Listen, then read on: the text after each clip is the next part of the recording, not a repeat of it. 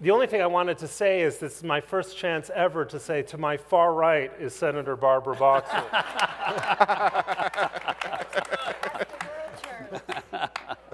Oh. So, subject is politics today. There is a lot to talk about, but the first thing I wanted to do is I wanted to turn to ask the same question of both Barbara and Karl, who really requires no introduction, especially after you've been on stage a few times here. A Gallup poll just came out on Monday, and it asks the most important U.S. problem according to partisanship. And the findings certainly surprised me. So according to Republicans or Republican-leaning independents, the number one problem in this country is not inflation, not immigration, not crime, it's government. 24% of Republicans think that government is the biggest problem in this country. Now, that may not be surprising, but here's what is surprising. Among Democrats and Democratic-leaning independents, 18%, the single largest percentage, also think government is the biggest problem. So I would like to begin this way. Barbara, when Democrats say government is the biggest problem, what do they mean? And Karl, when Republicans say government is the biggest problem, what are Republicans saying? Barbara, do you want to start? Sure. Hi, everybody. It's nice to be here. I'm sitting in for Gloria, so I'll do my best. She's terrific. First of all, when people quote polls, I think it's interesting and important, but most of the people don't think it's government. Only 18%. So, I mean, I don't think we should exaggerate what that means. However, from the Democratic standpoint, I think what I hear Democrats tell me all the time is too much polarization. How can you work together? And I think back to my own experience when Karl was right there beside George W. Bush. We had a lot of very tough moments, but we could get together. We could find each other. And without that, I will tell you from the standpoint as a former senator, you can get nothing done unless you're able to get a partner on the other side of the aisle. So government falters. And I think that's what most Democrats mean, and it's attached to all the problems that we're facing, whether it's police brutality, where we can't seem to find that sweet spot and move forward, or sensible gun laws, or so many of the things that plague us. It's the inability of government to function as it should because there's so much polarization. People are antagonistic toward one another, and I'm sad about that, and I think that's what most Democrats who picked that on the poll would probably say. Karl? Yeah, the Republican answer is sort of normal because there's still a big element in the Republican Party that believes with Ronald Reagan that the scariest words in the English language are, "I'm from the government, I'm here to help you." So there is a consistent view of that. I do worry that a little bit of that 24% has gone from sort of nominal limited government conservatism into sort of a populist paranoia. And we are in a moment where both parties are being infected by the sense of populism, right and left. I want to second what Senator Boxer said. We need more adults. So Ted Kennedy went out in July of 2003 and said Bush lied about WMD in Iraq. Now, he knew that was a lie because he himself had looked at the same intelligence and come to the same conclusion that Saddam had WMD. He just gave a speech at Georgetown and said, let's use diplomacy to disarm him, not force. But it was clearly political. We're getting ready to run for re-election. Let's dust him up. We want to have a Democrat. But that didn't keep him in the second term from Bush and Kennedy working closely together with John McCain on immigration reform. Because Bush's attitude was that was politics and I'm the president. And he's a senator who wants to get something constructive done. And we need more of that. We need less of the look, I was there when Joe Biden stood up and said, I'm voting against raising the debt ceiling. you're now the president. You know, when you were in the Senate, you voted against it. Now be an adult and say, okay, let's see if we can't find a way that we can move this thing forward without this sort of like, how dare you put the nation's full faith and credit at risk. You did that yourself with your own vote. So I want more adults so that even if we have disagreements, we can find ways to sort of come to positive forward movement. James, I want to talk about that subject of adults in the room for a moment. There don't seem to be that many of them, certainly in this Congress and for the next 2 years. So as a Democratic strategist, what is the approach that the Democratic Party should be using against this Republican House? And what should they be doing with their narrow Senate majority over the next 2 years, between now and the next election? Yeah. The problem with Democrats, we have too many adults. I mean, how many people over 75 we have in leadership? Maybe we ought to get some non-adults in there. I don't know. But there's no shortage of adults in the Democratic Party in Washington. I promise you that. What was the second part of your question?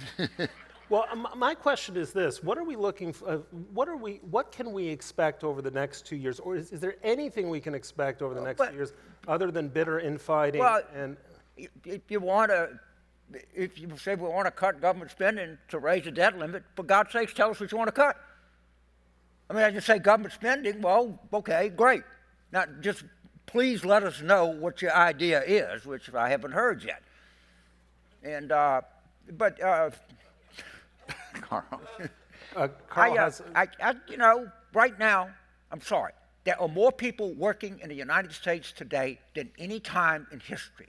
Right now, by a significant number, there are more people with health insurance in the United States than any time in history.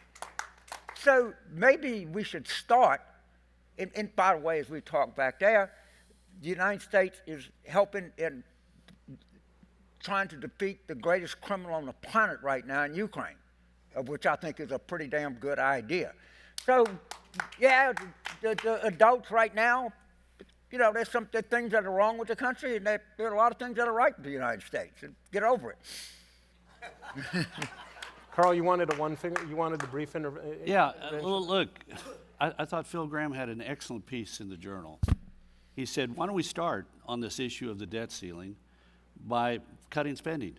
And he said, first of all, let's take all the unspent COVID money, some of which was appropriated in March of 2000, and claw it back. If you haven't spent it by now, the emergency is over.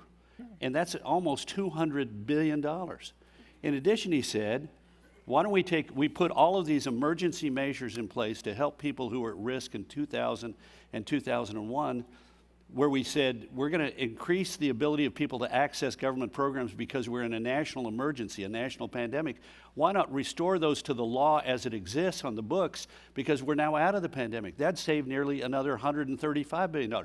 So you're approaching $400 billion of savings that could be applied to the debt and reduce the deficit, and reduce the future growth of government spending. That seems to me like eminently reasonable. And there have been some other suggestions, like why don't we have a bipartisan effort to go to see if we can't identify additional long-term savings. So look, the debt, we've obligated that money. Let's be honest about it. We already did. But let's use this moment. What would happen if Biden came out and said, that's a good idea. We put those measures in place because of the pandemic. The Congress is sending me a bill to end the pandemic, and I've already told them I'm going to end it on May 11th anyway. Good idea. Let's do it. Effective May 11th, none of these additional spending provisions that we had explicitly because of the pandemic still remain. And you're right. If you haven't spent that money we appropriated in March of 2000 or December of 2000 or March of 2021, by God, we're going to claw it back, because the future of our country is at stake here. And I don't mean to filibuster, but I want to say one thing. I have a fundamental disagreement with one of your premises. I may be completely wrong on this, but I think two things. One is, I think there is a growing number of Republicans and Democrats in Congress who say, screw it, I didn't come here to engage in a food fight for all of my career. That's why we got the CHIPS bill on China. That's why we got the reauthorization of the Highway Trust Fund and the infrastructure bill. And second of all, I'd say if you look beneath the surface, you look at these committee chairs in the House, and there are some first-rate individuals. This guy, Patrick McHenry, Financial Services, North Carolina. I knew him. He was a freshman from North Carolina who dated my assistant at the White House. The guy's turned into a fantastic legislator. The chairman of the Select Committee on China, Mike Gallagher of Wisconsin, is universally recognized by Republicans and Democrats alike as being a smart, able legislator, and that committee is going to do constructive things. And if you look out throughout the rest of the House, you're going to see people in there.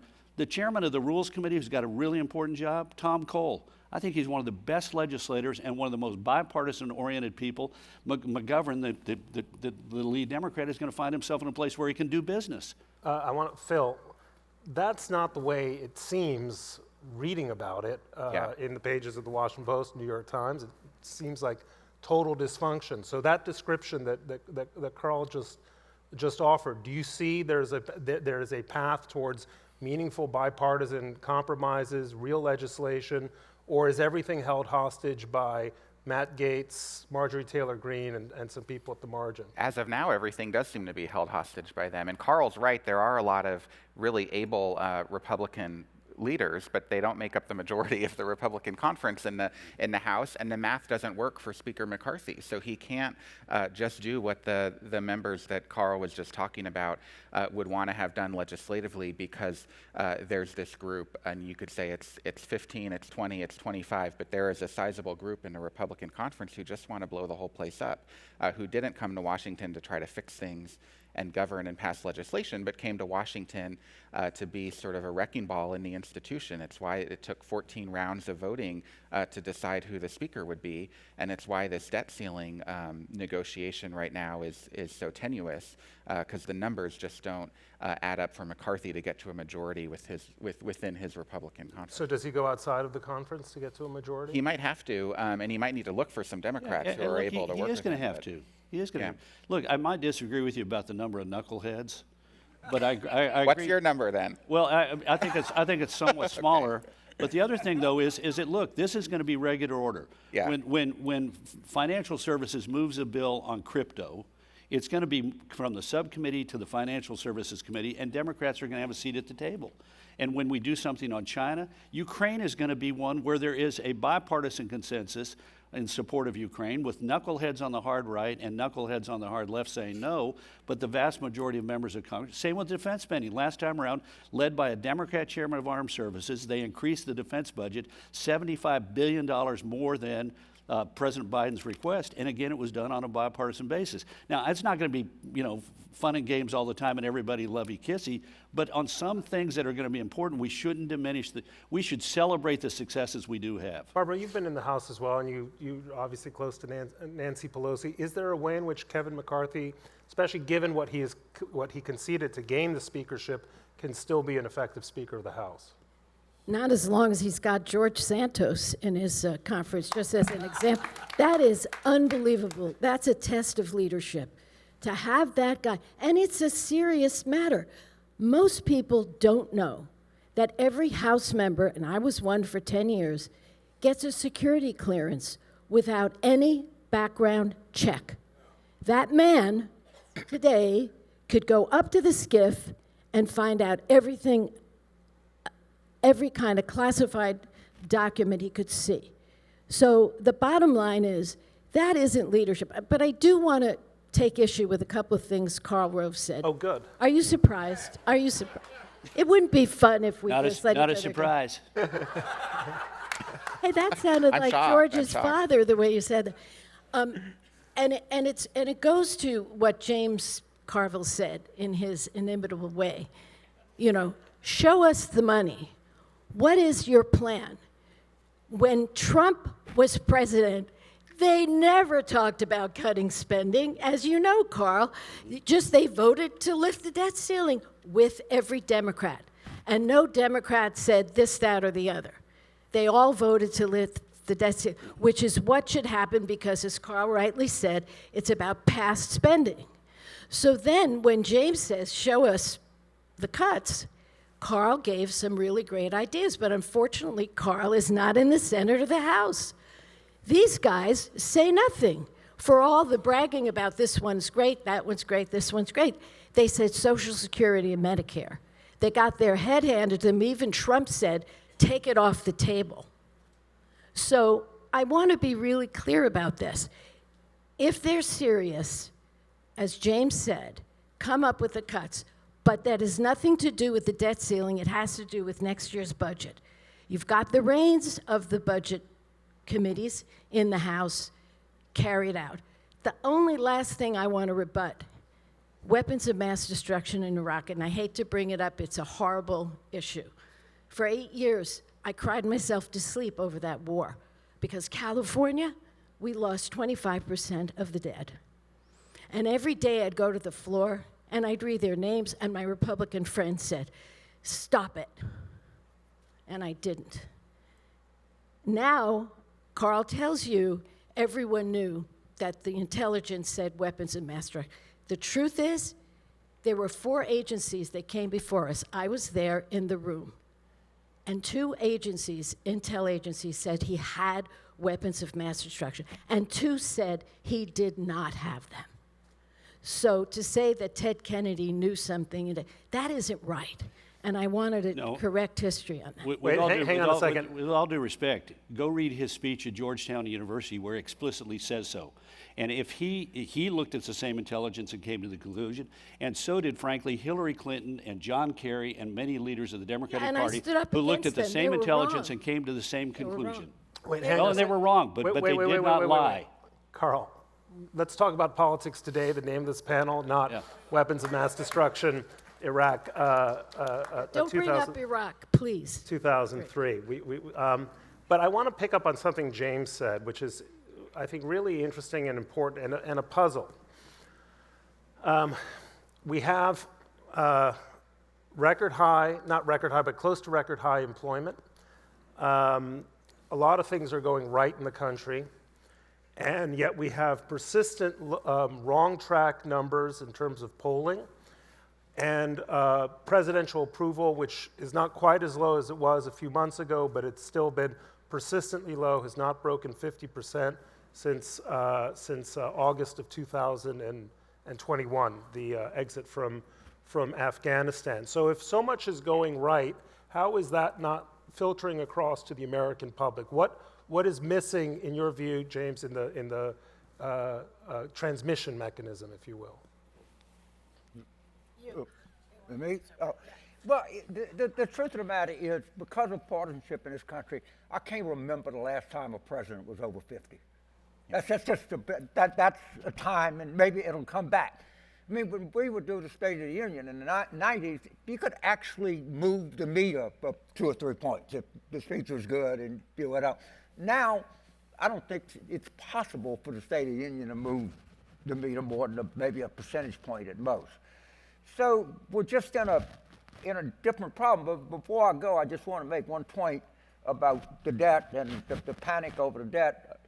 David Jolly, a former Republican congressman, you can please fact check me, said in the 231 years that the federal government has been accumulating debt, 25% was accumulated under the 4 years of Donald Trump. Now, what percent of 4 is 231? I'm 1.6? I don't know. I'm not that good enough in math. What percent is 25%? Of 100 is 25%. All right? And so now, by the way, who was president the last time a budget was balanced? Can somebody give me some, can you remember, Senator Boxer? Bill Clinton. Thank you very much. So I'm so glad that everybody has gotten religion, because, there's no better person than the convert. And boy, we converted, after accumulating 25% and 1.6% of the time in government, maybe we can sit down and talk about it. But before we talk about it, let's just make sure we got the parameters right of what we discuss in here. And by the way, the Republicans had the House, the Senate, the whole time, and had the House for 2 of the years. It's only a Democratic House for 2 of the 4 years that Trump was in office, so it's kind of hard to blame the damn Democrats in Congress now, isn't it? Well, of course, one item. all the Democrats voted for the March 2021 package, and a large percentage of them voted for the December 2020 package as well. And Democrats only voted for the March 2021 package. So you're right, both parties are to blame. Trump did not care about deficits. This is the problem in nominating former Democrats as Republican candidates for president.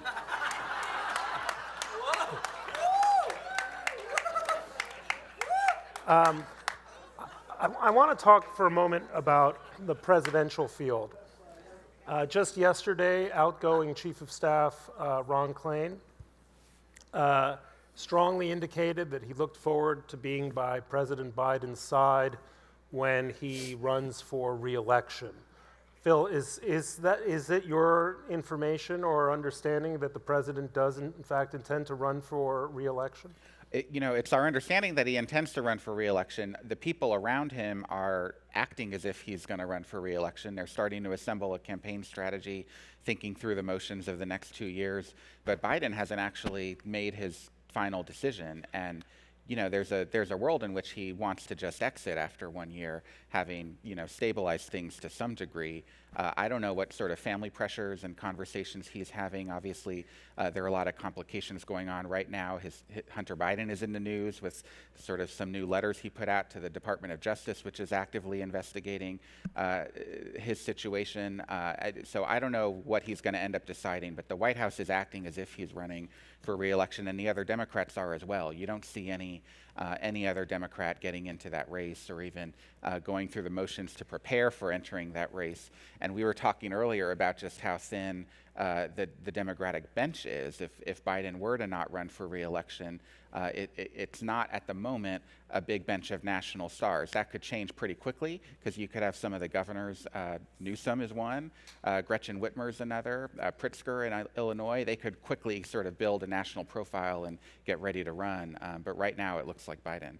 And it's very different on the Republican side, where there are a lot of candidates jockeying for attention right now. So Barbara, you have always been known for your candor, and we expect nothing less here.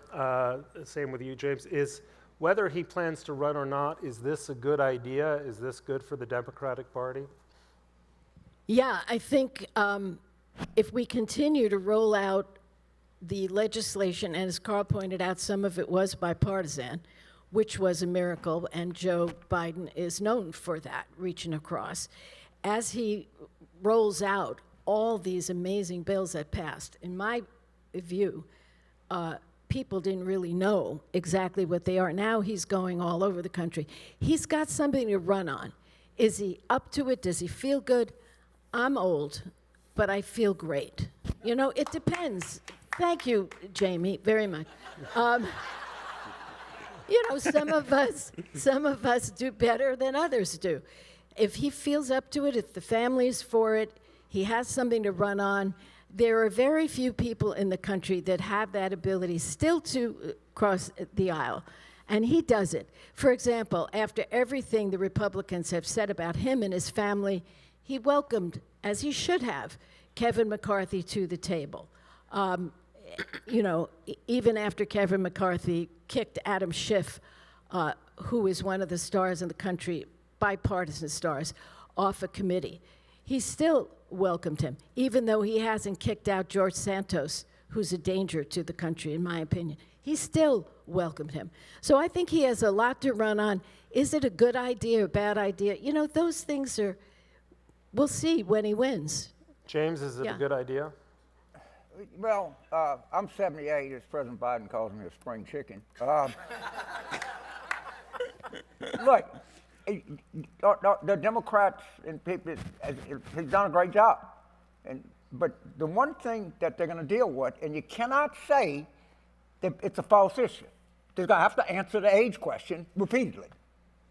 All right, and there's no way, I can't go on TV and say Karl Rove is on ad lying about Joe Biden's age on Fox News. That's not a defense. And let's talk about the real issues is not going to work either. Now, by every measure that I can think of, he deserves to be renominated and he deserves to be reelected. But that issue will not go away. And Democrats don't think it's unfair, all right, because it's not. So every indication is that he's going to run. But, you know, when I was out here the last time, I was 75. Now I'm 78. I can tell the difference, all right? And so, yeah, you say by every standard measure, he deserves to be renominated and deserves to be reelected. But this issue is not going anywhere. Karl, let's look at it on the other side. You have the only official candidate for the Republican nomination is the former president, but we're looking at Nikki Haley about to jump in. Mike Pence clearly interested, Secretary Pompeo interested, and I think the question, the expectation is that Governor DeSantis is going to run as well. So handicap the Republican field. How do you Well, I'd add Glenn Youngkin to that, and then there'll be lesser lights. I don't think Chris Sununu ends up running. Brian Kemp is thinking about it, but I don't think he ends up running. Mike Rogers, a Republican congressman from Michigan, former Republican congressman, is thinking about it. Asa Hutchison is running. Look, I may be completely wrong on this, but I think both parties, particularly the Democrats, have a broad bench. I mean, I look around and see all these governors, starting with one of James's favorites. I think he's absolutely right. This guy, Josh Shapiro in Pennsylvania, is a very gifted leader and politician. And you look at both sides. For 32 years, we were governed by presidents from the greatest generation, starting with John F. Kennedy and ending with George H.W. Bush. For 32 years, we have been governed by baby boomers, or somebody before the baby boomer generation, namely Joe Biden, who's from the silent generation, the generation before the baby boomers. I think the country wants and deserves a younger generation of leaders to step up, and both parties have plenty of people to offer.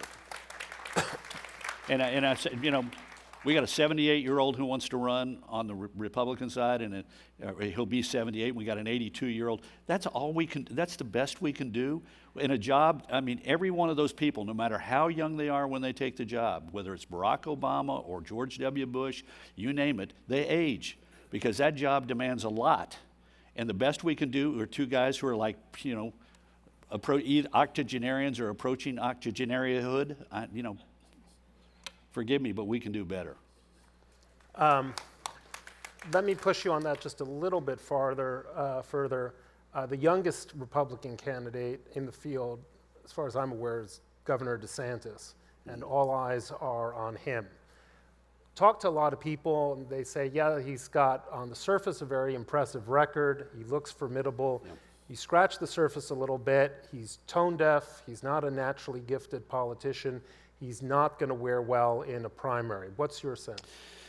I think there's some truth to that. But look, people do not remain static in this process. If they remain static, they tend to they don't get better, and they tend to lose. What I'm interested in is how these people develop. Because, look, George W. Bush took 2 years out of his life in 1987 and 88 and went and played a pivotal role in his father's election campaign. 6 years later, he runs for governor of the second biggest state in the union, both by population and geography, and beats a woman who had 62% personal approval on Election Day and became the second Republican in 125 years to be the governor of the state of Texas. 4 years later, he runs for re-election in a state with a Democrat legislature, a Democrat congressional delegation, and wins 2/3 of the vote. He announces in June of 1999. I remember sitting in a hotel room in Iowa 3 months later, and he said, you know, this is more complicated, more difficult, more challenging than I could ever have imagined. And I'm thinking, you're the guy who should have known. And every one of these people is going to have an oh shit moment. There's going to be something, they're going to get into this and they're going to say, oh, what was I thinking? And how they handle that moment is going to determine whether or not they're up to it. David Axelrod, my friend, told me, he said, we were fortunate, Obama was fortunate to have a long campaign in 2007 and 8 because he announces in February, but he said he's not really good until September, October. And remember, he jumps up on the scene in the early winter when he captivates the audience at the Jefferson-Jackson Day dinner in Des Moines. So they're all going to go through this process. I can't predict how they're going to do. But I think each one has strengths and weaknesses. You put your finger on a couple of challenges for DeSantis. He's been in statewide politics for 5 years. He's on his 4th set of advisors. He thinks he's the smartest person in the room, which is a dangerous thing for a presidential candidate to think. But on the other hand, what used to be a swing state, he won by 19 points. That says something about the guy's native talent. We'll see how it plays out. Phil, I want to talk to you about another factor in politics today, which is the role the media itself plays, and above all, really profound distrust for, all the media, but especially, or not least, the mainstream media. What can papers like the Washington Post, New York Times do to establish trust? And do you think any of the fault lies on our side and not just those ignoramuses who don't take our word for it every day of the week? I agree. We have a major trust and credibility issue in the media, and it's something that my colleagues and I at the Washington Post and our colleagues and competitors at other outlets are thinking through every day, how to address it. I think there are a few ways we can improve in this area in the next campaign cycle, and the first is through transparency. I think people, readers, voters, citizens have access to more information now than they've ever had. They have more sources of information. They can find out original source materials on their own. They can watch live streams of things on their own. They don't need to read about it later. And I think us as journalists need to be really transparent about how we do our reporting, where we're getting our information, what our sources of information are, showing the primary documents. If we're writing about a major court indictment, let's produce that PDF on our website so people can read it for themselves.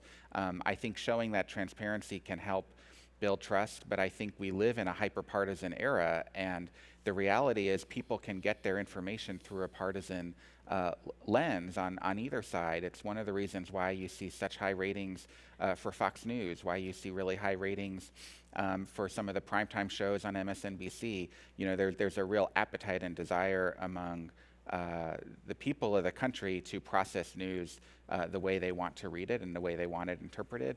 And that's a challenge for those of us who try to do it objectively, but transparency is the way to deal with it. And I would just point out one thing about Trump and DeSantis that I was really struck by last week, which is there was a poll in New Hampshire, and this is one of the states where Trump did exceptionally well. In 2016, it was the first big primary that he won by a large degree, and it kind of propelled him into South Carolina and onward.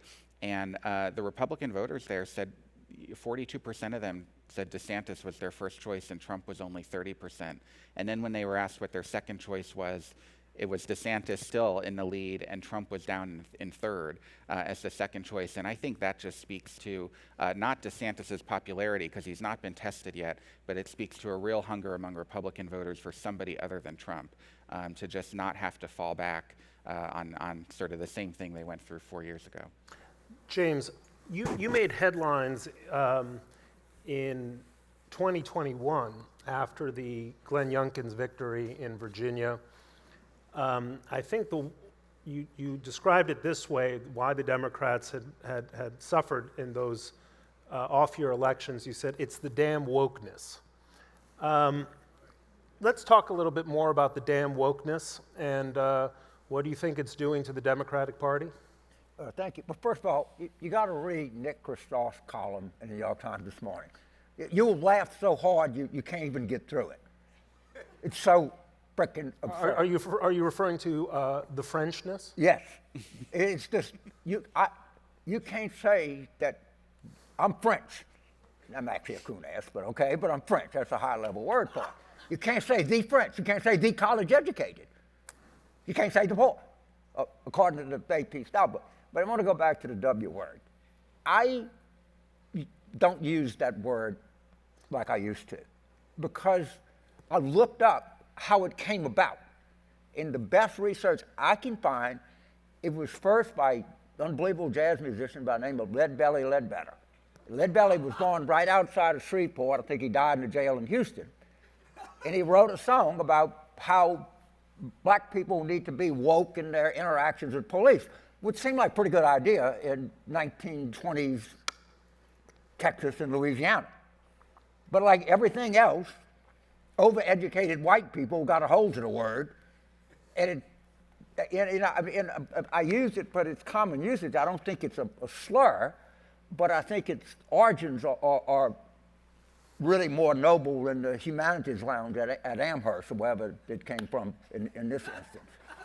So, but yeah, you can't, I think Nick will be fairly described as a liberal. But you can't communicate with people in code. They don't know what you're talking about. I mean, Richard Torres, who's a friend of mine, he's the Afro-Latinx, LBG, whatever the hell. I mean, they got to go with so many letters now, you'd have to remember pi to the 20th decimal point and keep all the letters straight. But it was just overeducated white people with not enough to do, trying to virtue signal to everybody else in the country. It's idiotic. I'm glad that I did it. These people need to be made fun of. And, just read the Nick's column today on the AP. Barbara, yeah. Yeah, I wanted to weigh in on this, and what James is talking about is what we used to call political correctness. Same kind of idea. You can't, you have to be so careful that it's hard to even express yourself. But there is the opposite thing that's happening, and I want to talk about that. Because if you take woke, meaning you are awake to what is happening around you, good, bad, or indifferent, the opposite of it in political terms is some of these people, like DeSantis, want to put you in a political coma. And they want to stop you from even thinking, while they turn the GOP into the Get Our Permission party. Get our permission before you get an abortion. Get our permission before you read a book, And it goes on. Get our permission about what history you're going to learn. It's so both sides. In other words, you can take this political correctness to a ridiculous level, and you can take this get our permission, don't think for yourself, to a ridiculous level. And it always comes back to what my mother always taught me, which is center yourself. Don't be in one extreme or another. And when I was in the Congress, I was the most liberal. I was, voted the most. Now, I'm right in the middle. So I'm sure my mother looking down is saying, atta girl. But in all truth, it's dangerous on both sides. And what we have to do is use common sense. We have a right to fight for our freedom and not let people like DeSantis tell us what to do with our own bodies. It is absolutely a disgrace. It's a disgrace. And we can't be afraid to say it. And you don't have to say it in ways that are coded. I agree with James, ridiculous. Be right up front. Who made you the person who's going to tell me what to do, or my daughter? And that's why I think we have to think for ourselves. And I think everyone on this panel does, which I like. Carl, on the senator's point, how badly did Dobbs hurt Republicans last year? Well, it's a nuanced impact. It hurt, like in Michigan, when there was a ballot referendum there saying we're going to establish in the Constitution. Yeah. And then you had people who couldn't answer the question of where they stood on it.